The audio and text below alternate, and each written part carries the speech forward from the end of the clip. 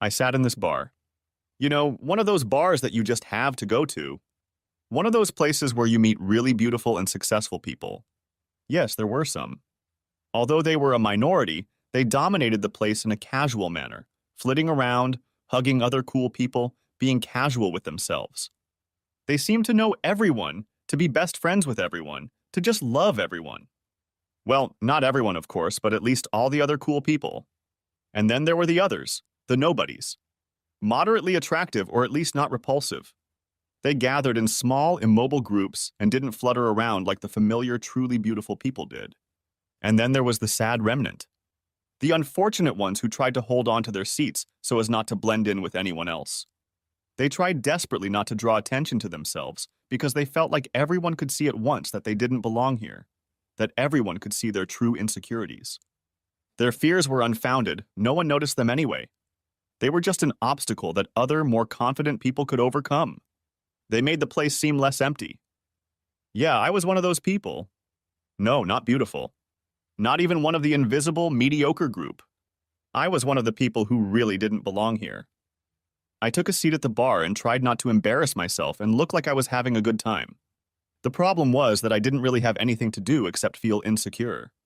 Absolutely nothing, and that was scary. You can't sit in a place like this and just do nothing.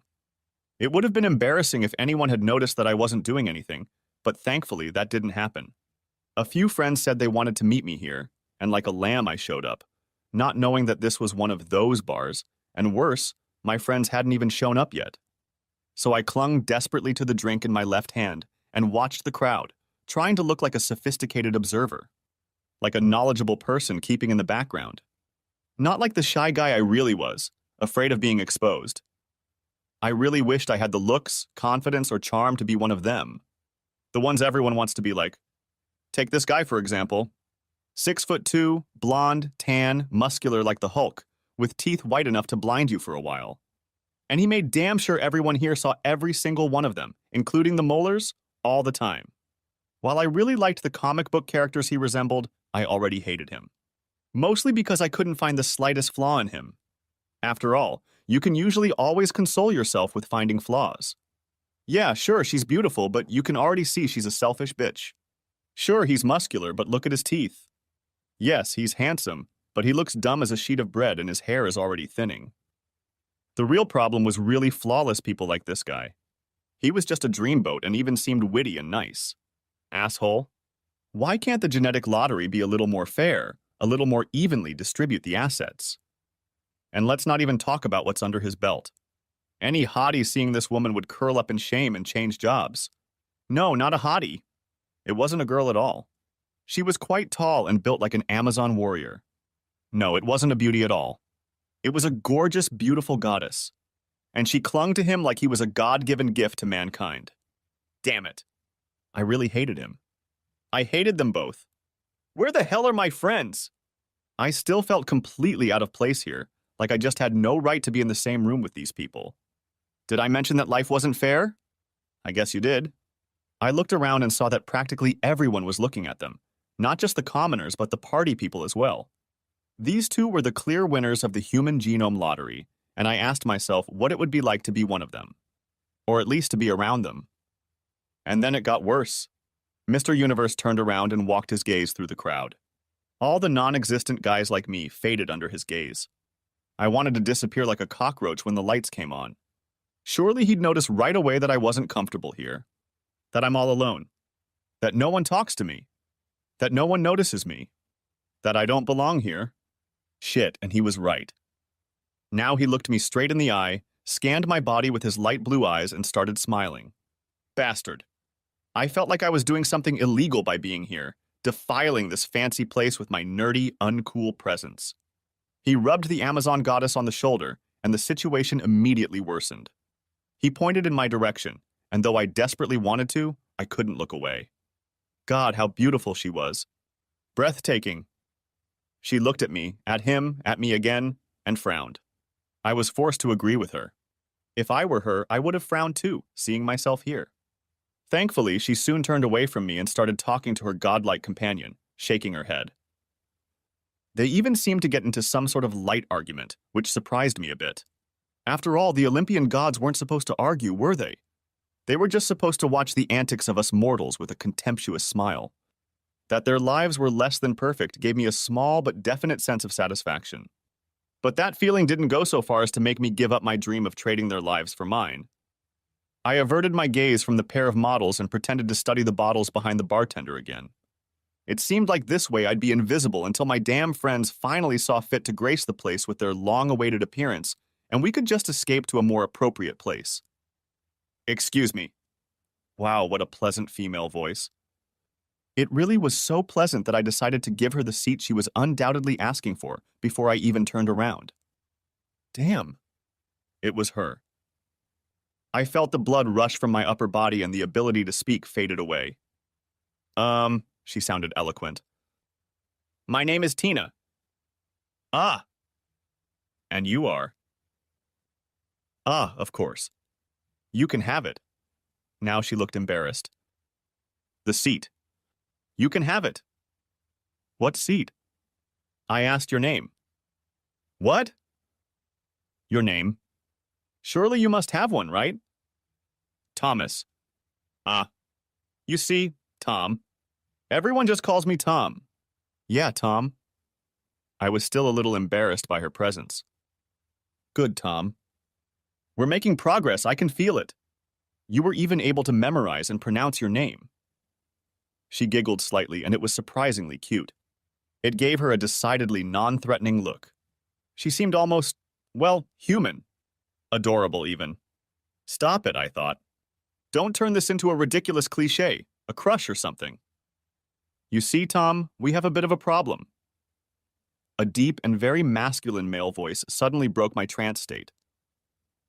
Her companion had joined us unnoticed by me. Hell, everything around me was happening unnoticed while she was talking to me.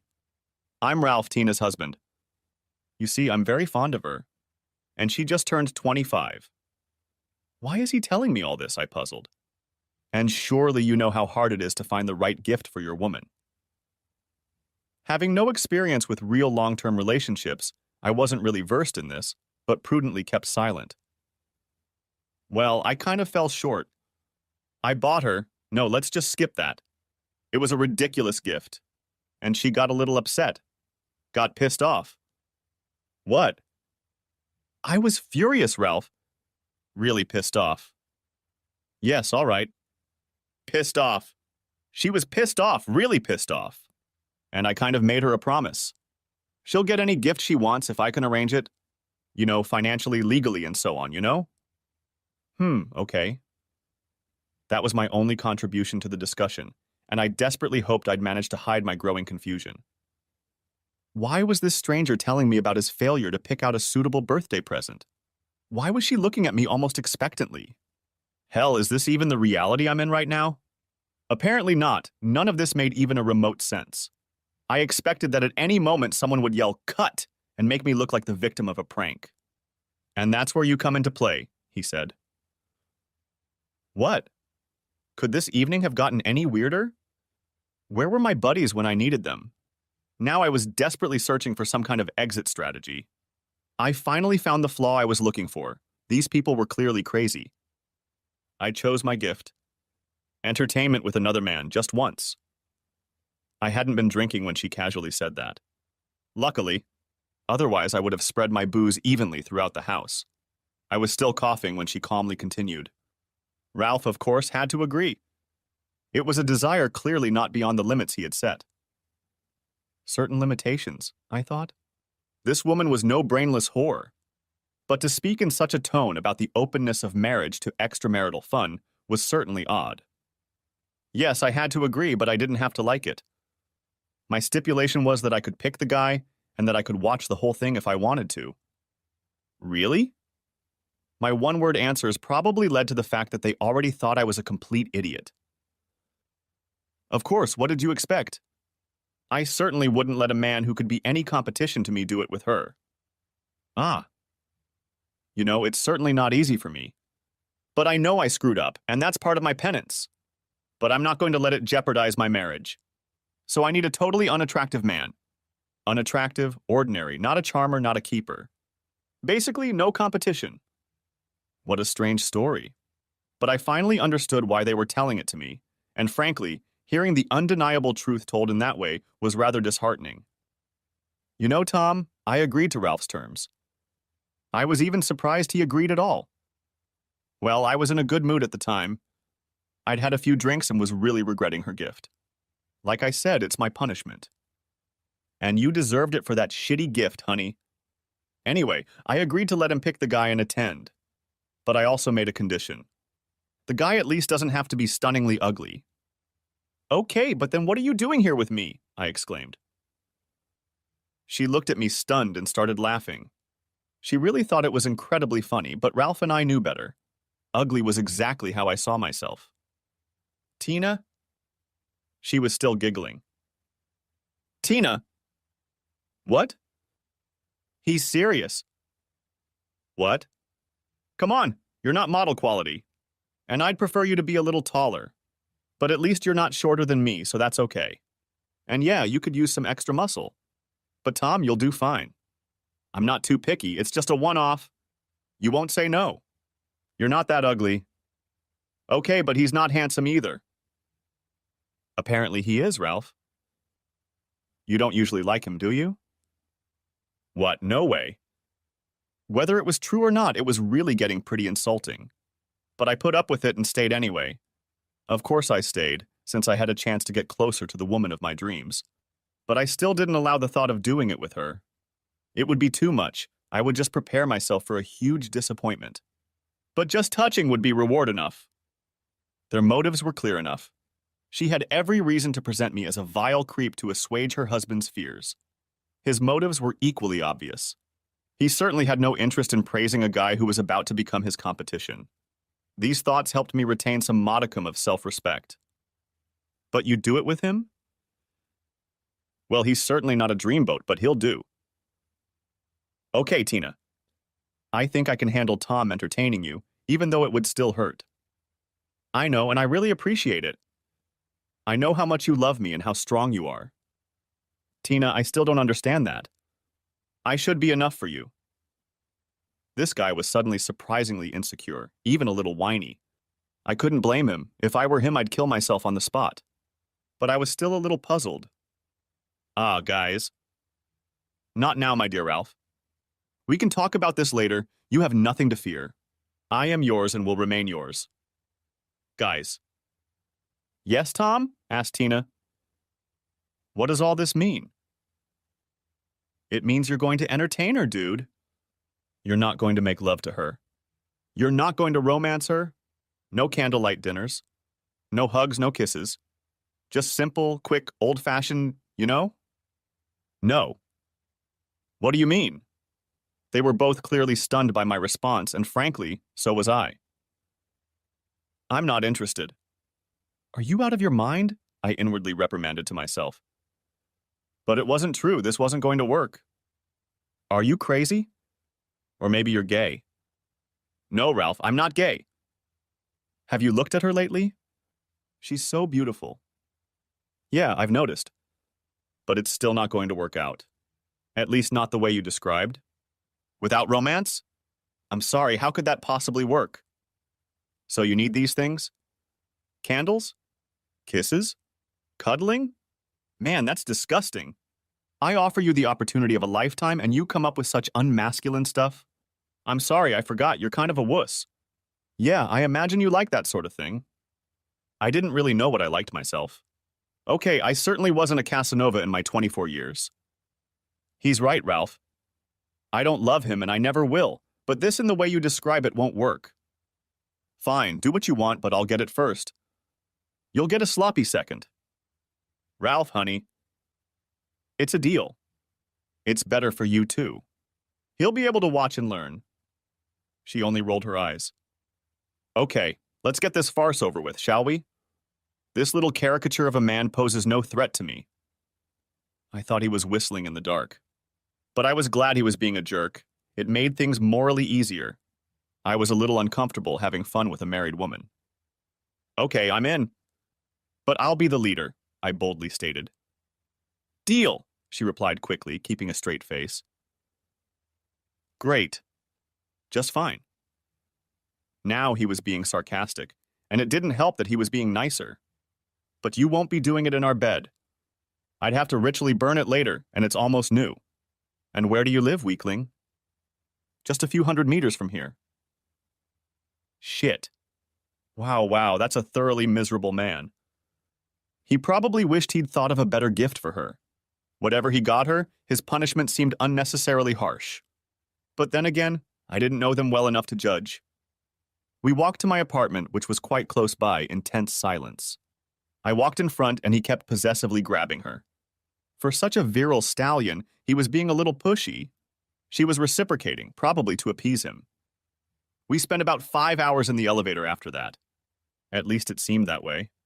There was tension in the air, with Tina and Ralph standing in different corners. No one said a word. Everyone was staring at the floor or the ceiling, as was the unwritten law in elevators. Direct eye contact with Ralph had to be avoided at all costs.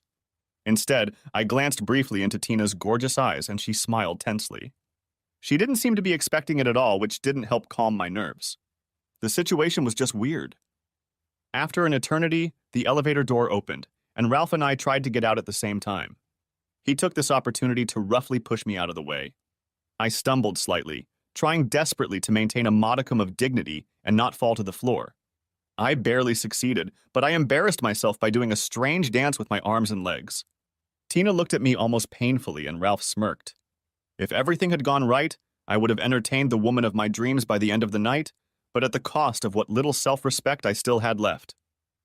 We walked into my large living room, which had a stunning view of the city. The wall in question was one single huge window, and the whole room looked like it had been taken from some catalog of modern furniture. I wasn't obscenely rich, of course, but I had a very good income, a fancy apartment, and the ability to work from home. Except for the lack of female companionship, my life was pretty normal. Oh, wow. They were both quite impressed, though I couldn't understand why. Sure, it was a beautiful place, but it belonged to an unremarkable guy. They were lucky, beautiful people. They were standing by a large panoramic window, looking out at the city lights, holding hands and sharing what seemed like a romantic moment. I almost felt like an intruder in my own home. Anyone want something to drink? It was time to bring them out of their reverie. What? Yes, Tom, that would be wonderful. Maybe you have some white wine. Sure.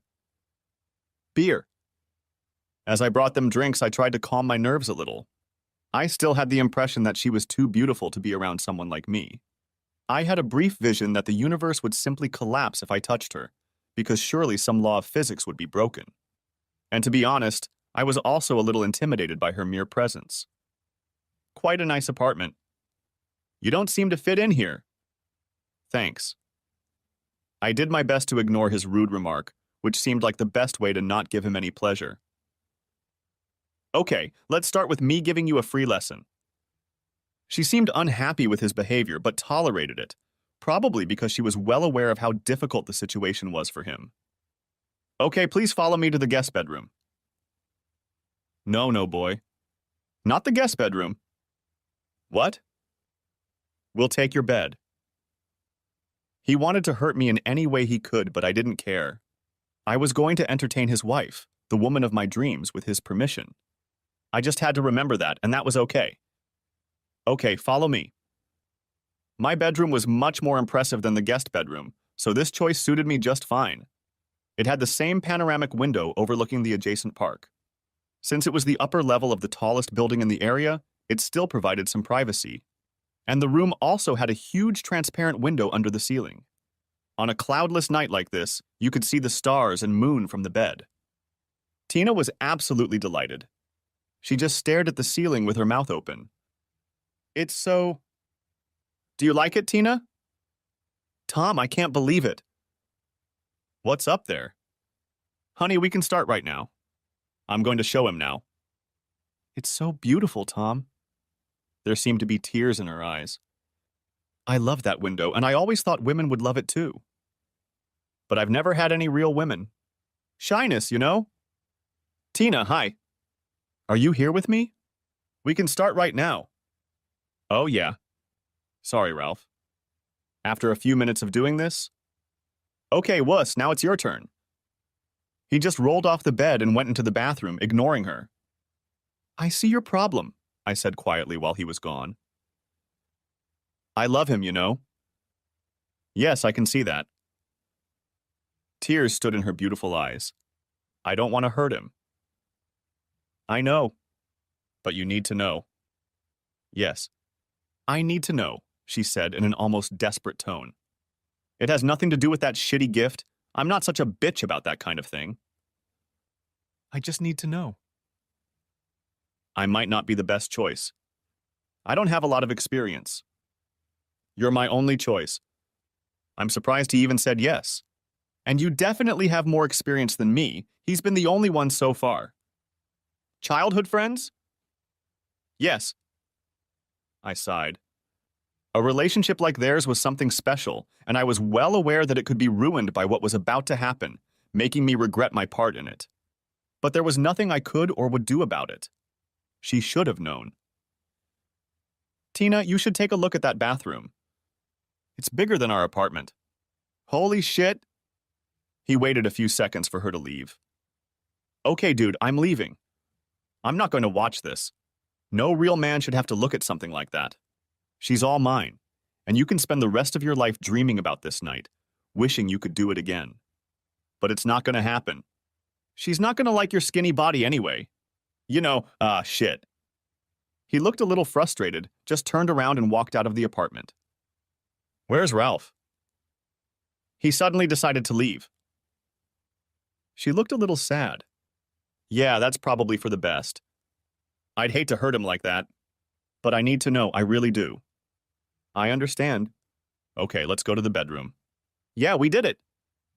You know, you're not ugly. I wasn't sure I should talk about my looks. It could really ruin my mood. Not ugly? Not at all. You're not as perfect as Ralph. He's probably the most handsome man I've ever seen. But you are far from ugly. On the contrary, if you do something about your looks, you can become quite attractive. I just let him make fun of you without objecting to appease him. Sorry about that. It's really hard on him. Yeah, I can imagine. I'm sorry, I just needed to say that. I really like looking at you. You have beautiful eyes. What? What was she talking about? This was getting a little absurd. My eyes were just, well, eyes. Now, please continue.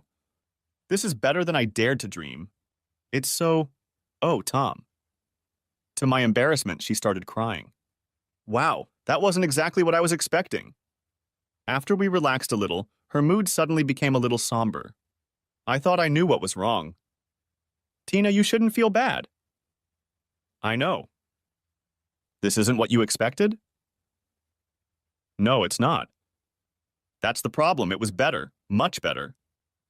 You really love Ralph, don't you? Yes, more than anything. And entertainment that's so good with someone else seems even worse with him? Yes. I guessed that. Guessed? Well, the only reason for your strange request, hurting someone you clearly love, and potentially jeopardizing your marriage had to be something very important. She only nodded. You clearly love him, which isn't surprising since he's a total dreamboat. So what reason do you have for wanting to have fun with someone like me? Having fun with him is obviously so bad that you're probably even doubting yourself.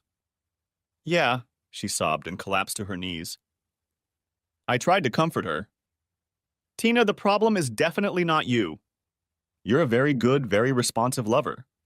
But that doesn't solve anything, does it? The man you love isn't the same man anyway.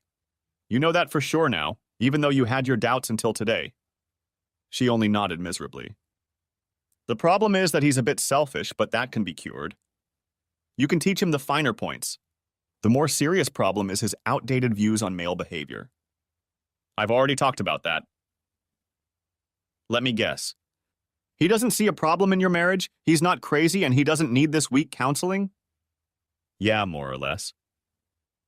So what's your plan? I don't have one. I'm afraid he'll never change. Right now, I could walk away from him at any time if I got too upset. But I love him too much to do that. Once there are children in the family, the problem of leaving will be much higher.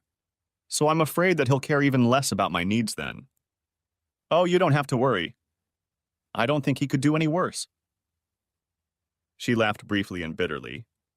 Yes, you're probably right. So what can I do? Nothing.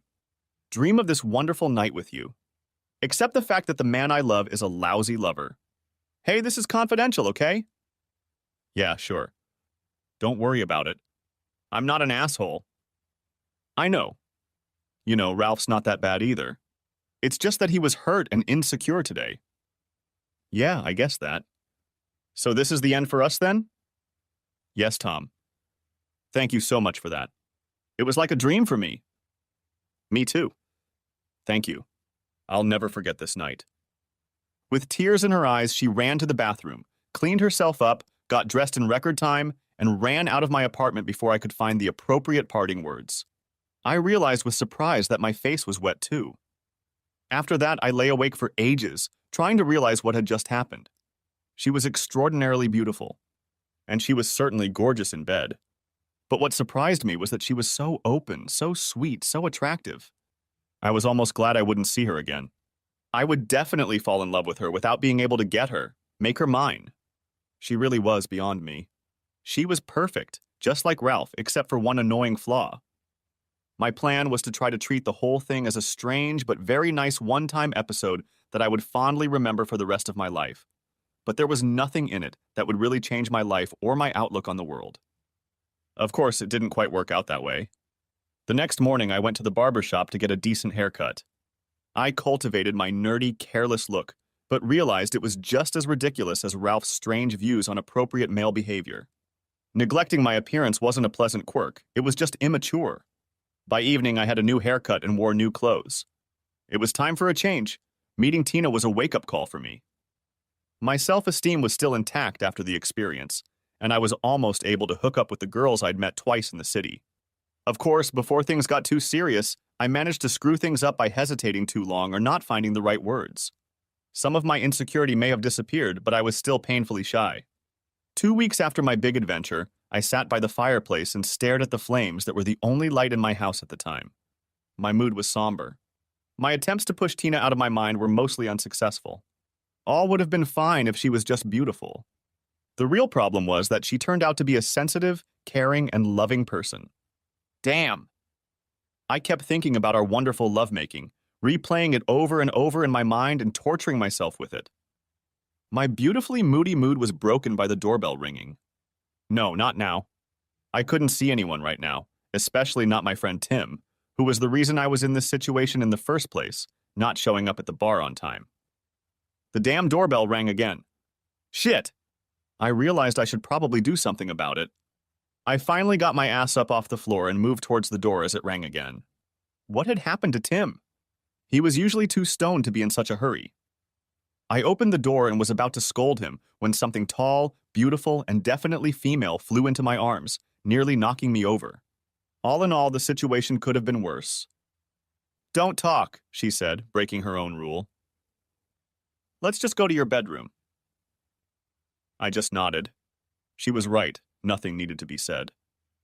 Half an hour later, we were lying in bed in friendly silence.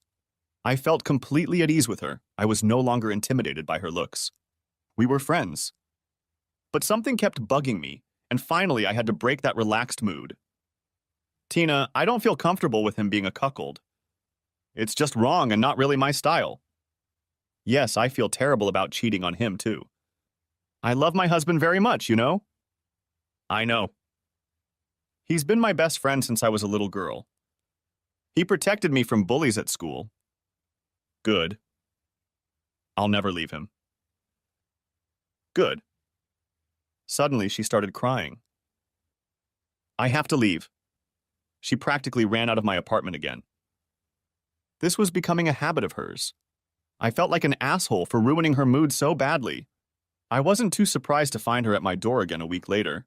I was fine with that, since I wasn't thinking about anything else during that time. Most of the time, I just stared mindlessly out the window or at the wall, daydreaming about her. After a rapturous greeting, we made fantastic love again and again, talked about being uncomfortable.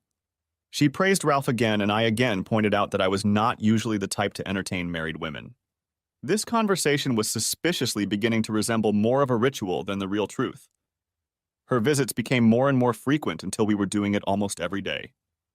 I still felt uneasy about the moral aspects of it, but I had no chance to resist her. She was completely distraught and cried a lot. We both knew it was wrong, but things developed into a full-blown long-term affair. Another thing that happened was that we just loved spending time together, outside of the bedroom. We developed a casual, relaxed relationship. Whenever she was able to spend time with me, that is, when Ralph was away for whatever reason, we would cook, watch movies, just cuddle or talk. We were never seen together in public for obvious reasons, but inside my apartment, we were almost like a happy couple. Now we were making lasagna together. The damn doorbell rang. "Open the damn door, slut!" That voice was slightly muffled by the door, but we both knew immediately who it was. I looked questioningly into her eyes, and she nodded sadly. Then, with my heart in my sneakers, I opened the door. Tina was nowhere to be seen. She had hidden herself in the bedroom. "Ralph." "Tom." He looked pretty flustered. "Is Tina here?" "Ralph, what do you want here?" "Tina!" he shouted, ignoring my question. I was about to chase him away when, to my surprise, she appeared behind me. "I'm here." He immediately lost his temper. It was horrible to watch. I could see his spirit breaking right before my eyes. "So it's true?" He was almost crying, and for some reason that would be the worst. I really hoped he would spare us from this. I also hoped that Tina would deny everything, if only for his own sake. Maybe tell him some fairy tale about us just being friends. Yes. That statement shocked Ralph as much as it did me. What did it mean? Why did she want Ralph to know about us? Did she want to come clean? Did she want to force herself to break up with me in this way? Did she want to break up with Ralph, as unlikely as it seemed? "You're a bitch. A goddamned adulterous, traitorous bitch," he said in a strangely sad voice. "I know," she replied sadly. "You're a heartless, cheating, worthless bitch." I realized his mood was changing. This was a desperate man, and he was about to get seriously angry. "I know. I'm sorry." "Sorry? Sorry? What does that mean?" "It doesn't mean a damn thing. It doesn't change anything. What are you sorry for anyway? For entertaining him? For entertaining that worthless, skinny jester?" "No." "No? What does that mean?" "I'm sorry I hurt you." "You're a bitch. A whore. A vile, worthless whore." He was already genuinely screaming. I was glad the offices below my apartment were deserted at this time of day. "Ralph, I'm sorry I hurt you. But I'm not sorry I did it with Tom." She was surprisingly calm. Even though the meaning of their words was harsh, her words were soothing. She obviously empathized deeply and felt the pain of someone she loved very much. But she had obviously decided to be brutally honest with him. I respected that, but still doubted her wisdom. While I was still looking at her, something out of the blue hit me in the chin. It finally hit me, I thought, somersaulting backwards. It amazed me how long he could focus his attention solely on her. And since he would certainly never hit her, I was the most likely target from the start. As soon as I hit the floor, I saw her concerned face out of my worm eye. "I'm sorry, Tom." "It's all my fault," she said, while Ralph started kicking me. She then proceeded to physically stop him from hurting me even more. "Leave him alone, Ralph." "Why do I have to do this? Why do I have to do anything for you?" "Stop it, or I'm staying here tonight." Her voice remained eerily calm despite the chaos around her. I had to admire her for that. She was definitely the kind of person you wanted to have around in case of an emergency. Her words immediately stopped him. "You bitch, why should I care?" She walked over to him and took him in her arms. He started sobbing, and that was something I couldn't stand. Okay, him hitting me was almost expected in his world of male behavior. But to see a macho guy like him crying was really making me feel bad. "It's okay, Ralph. I love you. It's okay." Her voice was still soothing. "Don't leave me, Tina. Don't leave me. Please don't." He seemed so weak compared to this strong woman. No wonder he was afraid of losing her. "Tom, we're going to go to the guest bedroom, if that's okay with you." Ralph and I need to talk privately. Sure, I managed to mutter. I examined my face and was relieved to see that I wasn't seriously hurt. I was almost disappointed. It would help relieve me of a tremendous amount of guilt. I didn't like Ralph, of course, but what Tina and I were doing was clearly wrong. We were cheating assholes. There was no doubt about that. About half an hour later, they showed up again. Ralph again looked a little relieved and even seemed a little embarrassed. Tom, I can't see you anymore, Tina announced, pointing to my feet. I had already anticipated this, but to actually hear it was still unpleasant. I see. I promised that to Ralph. He wants to forgive me. We really love each other. I'll be the perfect wife from now on.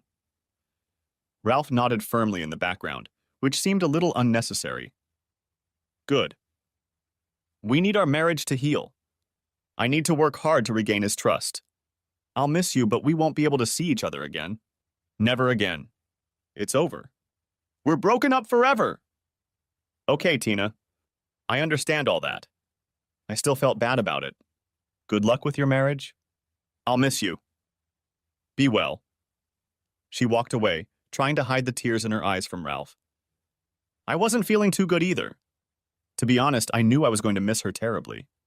I was in for a very bad time ahead of me. For weeks, I was in a gloomy mood and hardly left my apartment. Apart from housework, all I did was read, cook, work, and sleep. I was very depressed and realized that I had grown to love her a little. Even more than a little, I thought. My thoughts kept coming back to her.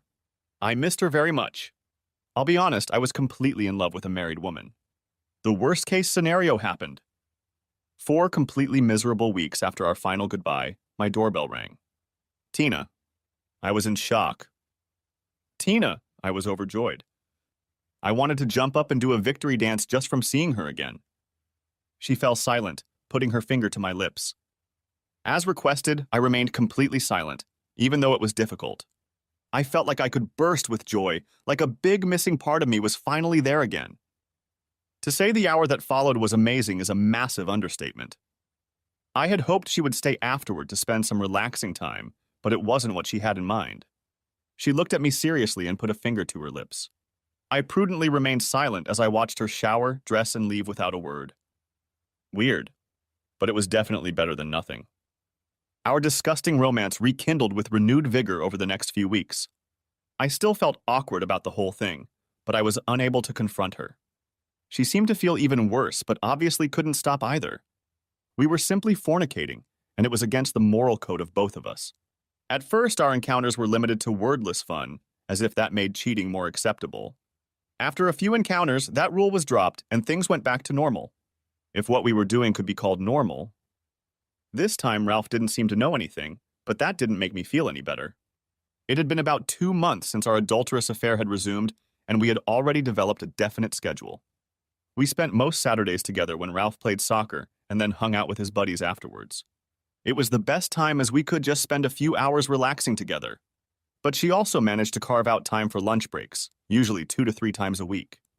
My life consisted of basically 2 things, spending time with her and waiting for her. The latter was beginning to seem agonizing. It was Saturday, and I was waiting for her around 10 in the morning. At 11, I was already anxious, and at noon, I was nervous. We had agreed that I wouldn't call her under any circumstances, so all I could do was keep my cool, feeling terrified. Did she want to end the relationship? Had something happened to her? I would never know. No one would ever contact me about it. Around 1 o'clock in the morning, the doorbell finally rang. I would have preferred her to have my key, but she said she couldn't risk Ralph finding it. I rushed to the door and saw her standing there looking sad and wistful, tears streaming down her beautiful face. Tina, come here. What's wrong? I hugged her and had to wait for the sobs to subside. We really hurt him. Oh, shit. He knows. Yeah. So we have to break up with him again? No. No? I felt happy. Was this some sort of commitment to me? Had she really decided to break up with Ralph? He was furious. He wanted to leave me where I was. I was very sad, but I agreed that it was a decision we might have to discuss. He didn't expect that, and the answer made him freeze. He instantly lost his temper and started begging and pleading not to leave him. It was a terrible thing to do. This handsome, once proud man turned into a pathetic heap by an evil bitch, namely me, and her partner in crime, namely me. We looked into each other's eyes. Neither of us felt proud of what had happened. Yes, namely you, she smiled weakly. It was, well, let's just say I felt pretty damn guilty. The man I loved was destroyed by my selfish act. And then it got even worse. He actually offered to split me up with you unless I left him completely. Oh shit. I knew it was bad, but internally I couldn't help but feel elated. Perhaps it meant she'd have more time for me. Still, the nagging feeling of guilt wouldn't leave me. Yeah, shit. I asked him if he really wanted an open marriage. Does he want to have fun too? And if he's okay with me doing it with other guys? With other guys? A cold chill ran down my spine. Jealousy? Really? I'm a jealous cheater? How hypocritical is that? Relax, I won't. I just wanted to know what he wants. It seems like he wants to keep as much of our relationship as possible, hoping it's just a passing phase. I continue to live in our apartment with him. That seems to be a stumbling block. He suggested that he might agree to share me with you if he gets most of my time. What? Yeah, I know. He thinks he is. Let's not talk about it, please. I feel bad about that lie anyway, even though it's more of a lie through omission. Anyway, the main thing is that he doesn't want to be a cuckold. That was his biggest fear. I didn't know the word too well, and he explained it to me. It describes a husband whose wife is having fun with at least one other man. He said that this problem would be solved if we divorced. I really don't understand. He wants to save our relationship by divorcing me? Obviously, this is some male status issues again. Saving his pride may be the main point. Cuckold or not, it seems to be more important than staying married to me. I have no idea what he's thinking. I think he's just confused and stunned. I've heard about that. About what? About cuckolds. Everyone seems to have their own definition, and for a lot of guys, being a cuckold is the ultimate humiliation. For Ralph, being married seems to be a prerequisite for that awful title. So he probably wants to get rid of it this way without getting rid of you. In a twisted sort of way, it makes sense. I can't say I don't feel sorry for him. Yeah, that's pretty much how it's going to be. What, really? We can start dating openly? Yes. No. Not openly, of course. No one has to know about our affair or the divorce. Again, status and image in society seem to be important to him. Under these conditions, he agrees that we spend a limited amount of time together. He hopes that in this way our affair will lose its illicit spice and will soon dry up. How do you feel about this? It's just awful. My marriage has just broken up. I ruined my marriage to the man of my dreams. I see. I didn't like the way that sounded. But on the bright side, I bought more time with the other man of my dreams. Really? That sounded a lot better to me. Sure, dummy. And we spent the rest of that Saturday together in our usual relaxed way until she got back to Ralph's place late that night. I hated to see her go as I always did. But for some reason, it was even harder for me this time. Before, I was an affair and she was going back to her husband, back to her home. With the new arrangement, I felt I was entitled to some part of her, that I was almost as much a legal spouse as Ralph. But as pleasant as that thought was, accepting the fact that she was going back to his place for the night became even harder. Why can't she spend the night with me? Jealousy began to creep into my soul.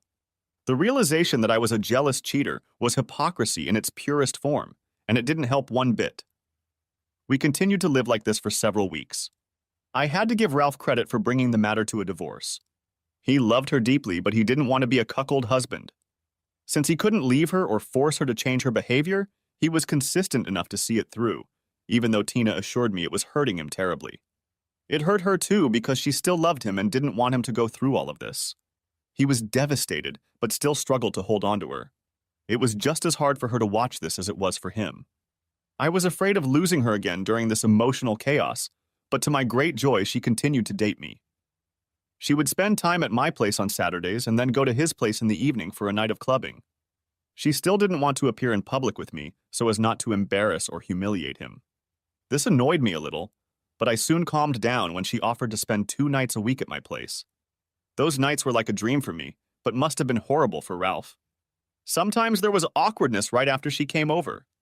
I realized that Ralph must have been out of it when he saw her leave, and the guilt ate her alive. But good lovemaking, as it turned out, always helps in a situation like this. You know, Tina, those overnight bags just suck, I said Tuesday morning as she was packing her things before leaving for work.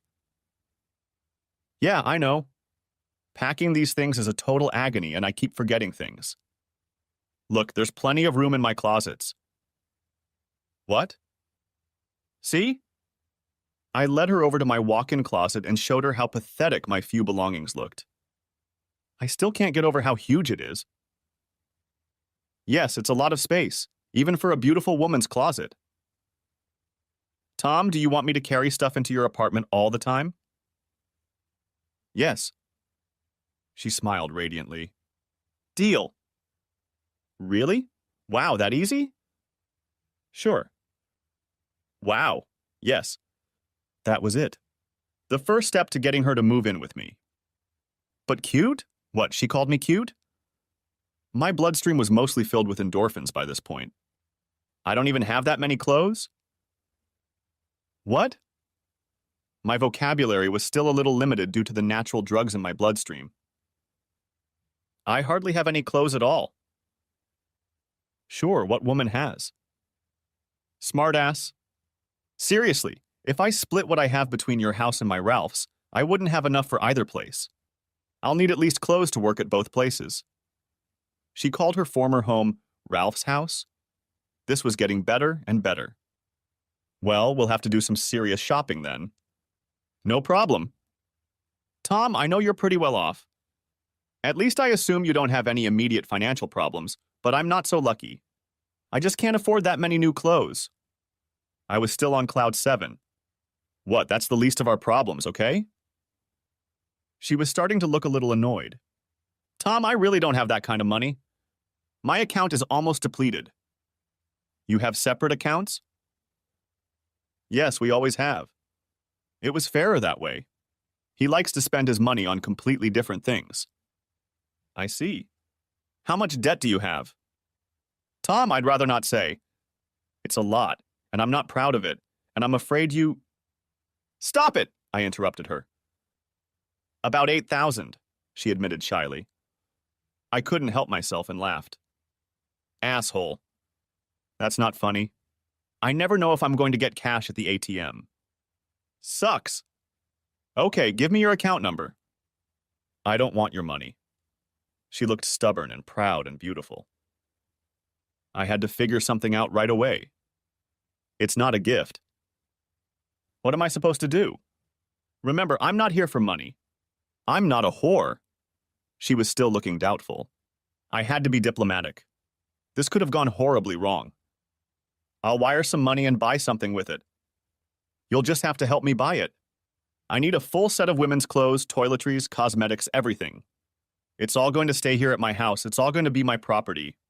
You can just use it from time to time. Ah, her face lit up. This was a deal she could live with. Shopping on this scale was simply irresistible to her. And I expect some nice lingerie.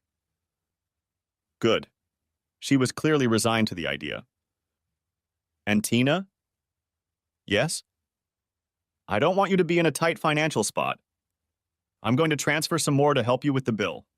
Not too much, just to help you survive, okay? I don't want you worrying all the time. Okay, she said, smiling shyly like a little girl. Damn, I could really get used to her. So many personalities in one woman. So intelligent, full of life, full of emotion. Hell, I realized again that I was completely in love with her. My thoughts were still in turmoil, so I just mouthed it. Tina, I love you. What? She was clearly stunned. What did that mean? Had I really ruined everything? It seemed like she was about to cry. I'm sorry, I mean, maybe I shouldn't have said that. You're a dumbass. Oh my God! She jumps into my arms and floods me with kisses. I have to go to work. Oh, okay. I expected any reaction, but definitely not this one. I'll see you tomorrow, sweetie. Honey? Really? And by the way, I love you too. And she was gone. I was still in shock. Had I really just said I loved her? I had known I loved her for a long time, but I had always avoided telling her for fear of chasing her away with such a commitment. Had she really not only accepted my confession, but replied that she loved me too? Wow. For the rest of the day, I hardly touched the ground. The next day in the afternoon, a radiant Tina came to my door. Let's go. Oh, hi, Tina. What a nice surprise. What exactly are you up to? I kept my face straight, feigning ignorance. Asshole. She playfully slapped me. Come on. I want to do some serious shopping today. Come on, you lazy bum. I tentatively followed her to the exit of the building. For some reason, I felt exposed, like in those dreams when you're walking down the street and suddenly notice you're not wearing pants and everyone around you is ogling. The problem was that I wasn't just dreaming it. Okay, I was wearing pants, but everyone was really looking at us. Then I calmed down. This is what it's like to walk with a stunning woman like her. I'm just not used to this kind of thing. But besides the stares of the people around us, something else seemed wrong. It was like I had left the safety of a cave and stepped out into the open, feeling vulnerable. I had never felt this way before when I left my building. Then it hit me. I was out in public with Tina. I was doing something that had been strictly forbidden for months. I was breaking a taboo. She, of course, was completely unfazed and was in a great mood. A few hours later, I returned with a fully stocked car and a euphoric Tina. Just seeing her like this made me incredibly happy. La la la la la, someone's gonna get lucky today, she hummed. I didn't really like her singing technique, but the words sounded fine. Are you staying the night? Sure. I want to spend the night with the man I love. But not with the only man you love, I thought, but prudently kept silent. As we stood in my kitchen drinking sodas, I had an idea. I rummaged through a drawer and wordlessly handed her the key. What's this? It's called a key. Smartass, she laughed. And what does that mean? You live here now. Suddenly, I hesitated. How would she react to this? Would I repel her with my insolence? Well, at least sometimes, I backed off. Sure, as much as you want. In any case, you must have a key. I had to stop before I started stuttering altogether. Okay. She just took it nonchalantly. It didn't really matter to her. To me, however, it was another small sign that she was slowly becoming mine. At this time, I had the feeling that she was 40% mine and 60% Ralph's. At least that's roughly how she divided her time between us. Gradually, we were able to fill her closet space, and she even began to give my apartment a bit of femininity. We managed to avoid the Ralph problem. That all changed a few months after she accepted the keys. She walked into our apartment, visibly upset. What a bastard, she exclaimed. What's wrong, honey? Ralph. He's dating some bitch. Oh, what else could I say? Their divorce was final, and unlike her, he'd honored their wedding vows. He was absolutely blameless, as in the whole sordid menage a trois thing. I think he did it to make me jealous. And did it work? Of course it didn't. He could... Oh, shit! I don't know. I still love him, you know. I know, I replied sadly. I'm sorry this is so hard for everyone. But he doesn't deserve this. We do. I know. But sometimes he really drives me crazy. What if he loves her? What if she's the only one for him? That would be perfect, I thought, but managed to restrain myself. She spends nights at his house? I deliberately used the term at his place. Yeah, I think she does when I'm here.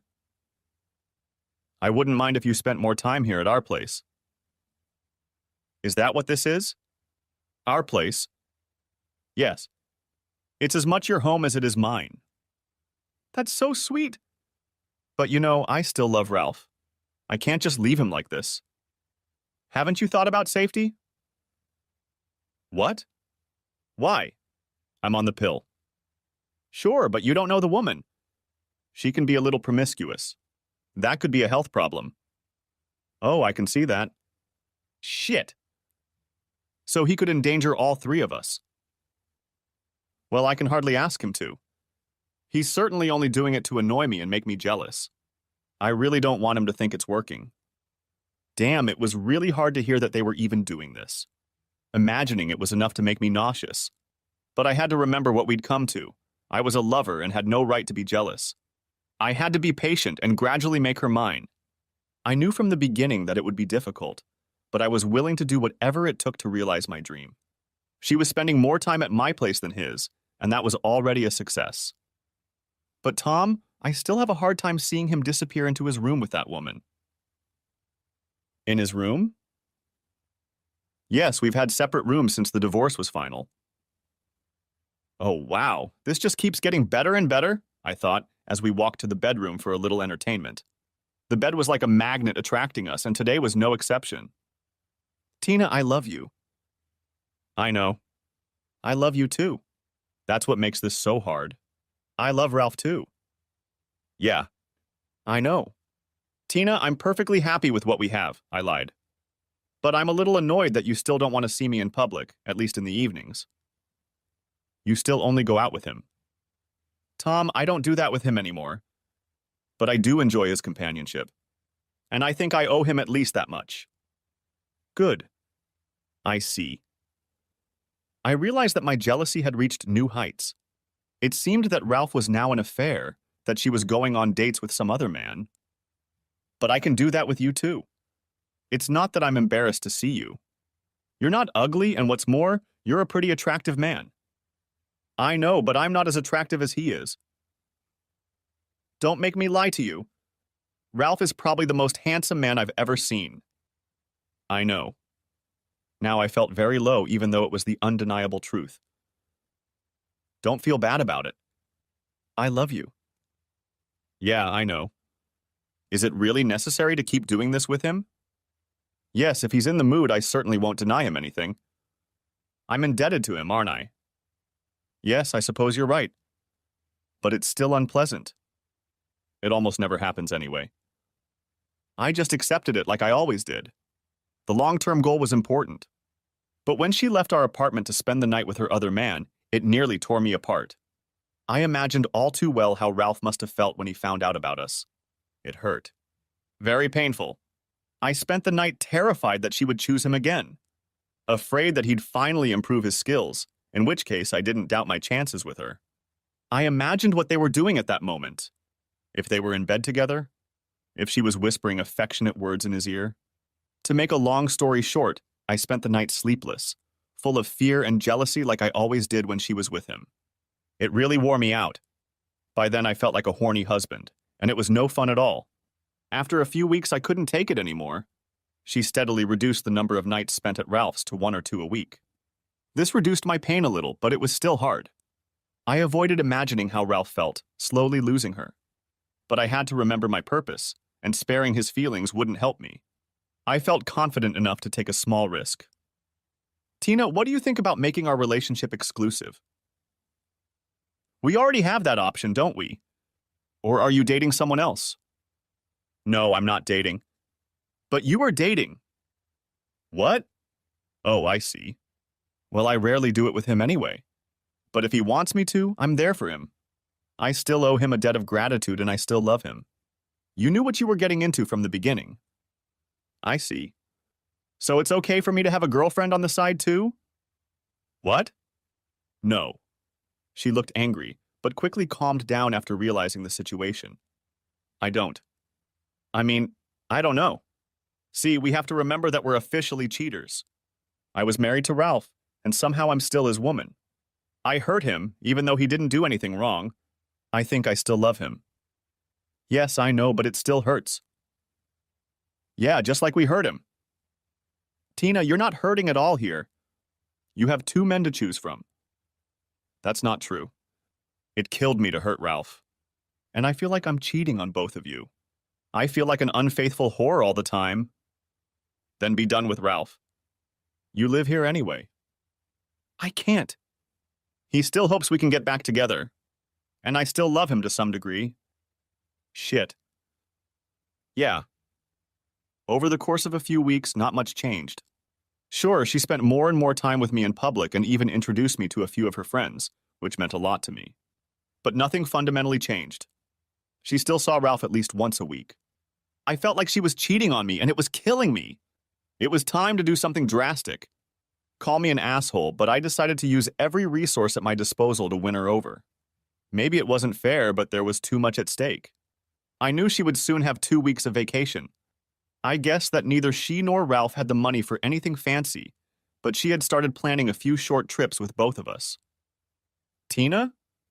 The mood was relaxed, and we were cuddled up on my couch watching some nonsense on TV. Yeah? She replied absent-mindedly. You have 2 weeks of vacation coming up. Yeah, starting next week. Well, I've booked a little trip for us. Oh, you've already booked something? Shouldn't you have asked? The Maldives, I interrupted her. Yeah, no fair. What?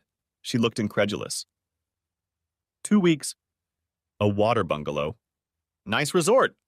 All inclusive. Wow. She tested the stability of my ribcage with the next hug. I can't believe, Tom. You're crazy. I've always wanted to. Really? The Maldives? I know, you've mentioned it before. I was feeling a little smug. It was definitely working. The next night turned out to be, well, interesting. In fact, exhausting. Did I feel like I was buying it? Yeah, maybe a little. But was that stopping me? Absolutely not. This was very important to the rest of my life, and I wasn't going to play unfair. I wanted to win the woman I loved, and I was determined to do whatever was necessary. Tom, I'm so looking forward to this. Oh. What? I was planning to go to Hamburg with Ralph to visit his sister. I see. Maybe I should cancel. Don't you dare. We'll just visit her later. It's just going to be a little hard to sell this to Ralph. These 2 weeks are going to be pure terror for him. Yeah, I know. I managed to look sympathetic. But somehow she had managed to get the news to poor Ralph. I was glad I didn't have to be present for it. The night after her conversation with Ralph, she unexpectedly spent the night in our apartment instead of his as originally planned. I didn't dare ask about the details. And even better, she didn't get back to him until after we left for the Maldives. He may not have been happy, but I certainly wasn't. The vacation was fabulous. I was the envy of all the men present. Of course, we enjoyed amazing food and spent a lot of time diving, snorkeling, and the usual insider stuff. We cozied up in a cushioned chair on the deck above the sea, the warm wind playing with her hair. The situation was absolutely perfect, and I chose this moment to possibly ruin it. Tina, I've been thinking. Yeah? How about we spend all nights at our apartment? Of course, I like it much better there, but what about Ralph? I really want us to be a couple in the normal sense of the word. Exclusively. I want you for me, just for me. She looked at me with an unreadable expression on her face. Oh, Tom, honey, I'd like that very much. But it still sounded a little unsure. Just do it. But what about Ralph? You have to set him free. He needs to move on. You're blocking his future. She looked thoughtful. Maybe you're right, she replied after a while. It's better for everyone. This constant pain has to stop. You have to stop leading him on. He's still hoping to get you back, and that's just cruel. To my relief, she nodded. I know you want to gently let him go. But you're only prolonging the pain. You're right. It looked like my gamble had succeeded. I was afraid she would agree to end his suffering, but would do so by leaving me. Instead, she suddenly started crying. But this is so hard. It's really the end for Ralph and me. We wanted children. We wanted to grow old together. It's so cheap to leave him like this. Just for fun? Oh no. Don't ever think that. I'm not here with you just for that. You're so much more loving than he is. So caring, so compassionate, so sweet, so mature. I'm not that shallow. I love you for who you are. I love spending time with you. I need you to be there for me. Me too. Good, Tom. From this day forward, you are my man, my only man. You have exclusive rights to this body and to this soul. Sure, it sounded corny, but there were tears in her eyes, which made it very believable. I too was touched, and in a broken voice was able to just say yes without embarrassment. Fortunately, I wasn't present for the final confrontation with Ralph. I really didn't envy the poor bastard. Slowly losing a woman like Tina for such a long time must have been sheer torture. She told me later that it was truly awful. He cried, begged, got on his knees, promised never to see another woman again, claimed he never had anything with her. The saddest part was that the latter was even believable. She returned, still deeply troubled. No, nothing happened that evening. I just hugged her and helped her through her bouts of crying. So I won? Yes. Was it that easy? No. The problem that she still loved the other man and that we both started out as cheaters remained. Morally, our relationship was shaky. But most importantly, there was still some suspicion. Was she seeing Ralph behind my back? Did she miss him? Could it be that he was able to turn on her again, now that instead of a cuckold husband, he was a schemer? So I kept an eye on her from time to time and discovered, to my horror, that she was indeed still seeing Ralph. But I didn't have access to his apartment, and I couldn't follow her all the time.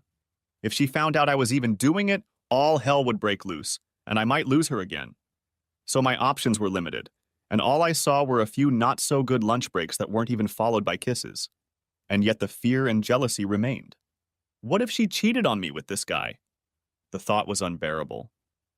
That fear intensified when, by coincidence, I met people who happened to know her and were convinced that she and Ralph were still a couple. I realized that the situation had completely changed. We were now living together as a couple and Ralph was a threat to our relationship. I constantly lived in fear that his abilities in bed might improve if he had enough time and motivation. If he became as good as I was, I feared she wouldn't need him anymore. He was prettier than me, bigger, she admittedly still loved him. Perhaps these thoughts were irrational, but they were still killing me. The karma credit plan was in full effect. The situation wasn't the best, but what could I do about it? Confront her? And risk her going back into Ralph's arms? No. Better not rock the boat. She didn't know I suspected her of cheating on me, and so far life was fine with me. At least it was acceptable. The problem was that Ralph had tried a similar denial strategy when they were still a couple, and it hadn't worked for him. It was driving me crazy. After weeks of growing insecurity, I almost couldn't take it anymore. Tom, honey, what do you think about having a baby? Wow, that was unexpected. Ah, Tina, I don't know. What, is it because we're not married? Tom, I'm willing to change that anytime you want.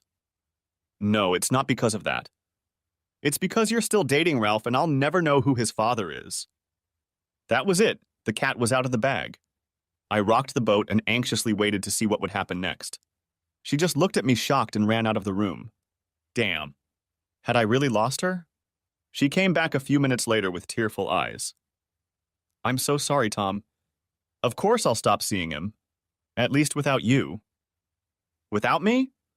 I don't like guys. What, you suspect me of still doing it with him? Well, yeah, sort of. You can't be that stupid. I promised you to be yours alone, and I intend to keep that promise. Yes, I've seen him a few times at lunch. I think I owe him a debt of gratitude. But I am loyal to you. Somehow I believed her. I'm sorry, Tina. But you have to admit that given our history, yes, I'm a cheater. I have to live with that stigma. But the truth is, I never lied to Ralph. Sure, I didn't tell him about meeting you, but I never told him a direct lie. And I'm telling you now that I'm being faithful to you. I felt like a fool now. But at the same time, I felt like the weight of the world had been lifted off my shoulders. We were both still paying the price for cheating on Ralph. So you can stop seeing him? Of course. Do you think I should? If you can, why haven't you done it until now? I should have assumed you were still in love with him. Tom, honey, Ralph and I have been together forever. We and everyone else thought we were made for each other. Our future together was never in doubt. We were always friends, we took each other's kisses, we were destined to grow old together. I always thought I loved him. Turns out I did to some extent, but it wasn't until I met you that I learned about real, true love. And it's not just what you think it is. With Ralph, I have a kind of companionship, a friendship, and affection. I like him, and you could say I love him like a brother. But with you, I feel a deep, real love. So of course I can stop seeing him if I have to. You win. I kept seeing him more out of obligation than out of love. I think he loves me as deeply as I love you, and I tried to let him down gently. I see. Wow, I'm relieved. Don't you think you're making things even harder for him that way? He's probably still hoping to get you back. It's probably torture for him. Yeah, you're probably right. I even knew about it, but I was too weak to break up with him completely. Good. Though it was probably inappropriate, I smiled widely. She was finally and truly mine. I felt muscles in my body relax that I didn't even realize I had. A sense of satisfaction swept over me. Tom, is it okay if I see him once in a while? Without sex, of course. And to have you present when I do, she quickly added. Given your history, I'd rather you didn't. I admit it would make me sick, but I'll understand if you feel you have to do it. Thank you so much for letting me do this and forgiving me for secretly dating him. Well, what else could I do? In our group of serial cheaters, I could hardly blame her for such a small thing, could I? In the weeks that followed, we pampered each other to the fullest. We bought each other little gifts, brought each other coffee and bed, basically whatever we needed. My motivation was to make sure she never looked at Ralph again. Her motivation? I didn't know. Guilt, maybe? To air her grievances? To make sure I didn't arouse suspicion? Whatever it was amusing for a while, but also a little too much. After a while, we both slowed down a bit, and our relationship relaxed into a stable, long-term relationship. We were sitting at the breakfast table on a beautiful Saturday morning. Yes, Tina, I said out of the blue. What? I agree. Honey, what are you talking about? You proposed to me, remember? Her face lit up like the sun. Really? You're marrying a cheater like me? Tina, there's no need to bring it up again and again. We both don't have the best history in that regard. God, how you won't regret it. I just grinned like an idiot. I'll stay true to you, you can rest assured. I know, but I didn't. That was probably exactly what she'd promised Ralph. I'll make sure you don't regret it, Tom. 6 years and 2 kids later, I still haven't regretted it. She still spoils me as much as I spoil her. But I'm no fool either. Without discussing it, we made the tracking feature on our smartphone available to each other. I still discreetly check her email and phone from time to time. So far, she has proven to be faithful. Our marriage started with infidelity, and that flaw will never go away. Officially, Ralph has come to terms with the situation. To my dismay, he visits us often with his new wife and their young son. We try our best to be cordial with each other, but there is a certain tension in the room when he is around. I also see secret longing glances in her direction, and they bother me greatly. Keeping in mind our shared track record, I do my best to keep her happy. The fact that she wasn't happy with her life led to her leaving Ralph, and that's a situation I wouldn't want to be in. So I'm under a lot of pressure, but as long as I have her, I can live with it. Despite the nagging and probably unfounded doubts, I'm finally starting to believe it. I wrested the woman of my dreams away from a much more attractive man, but I did it at the cost of my moral standards. Was it worth it? Hell yes. Thanks for watching, I hope you enjoyed it. So subscribe to my channel and watch the next video.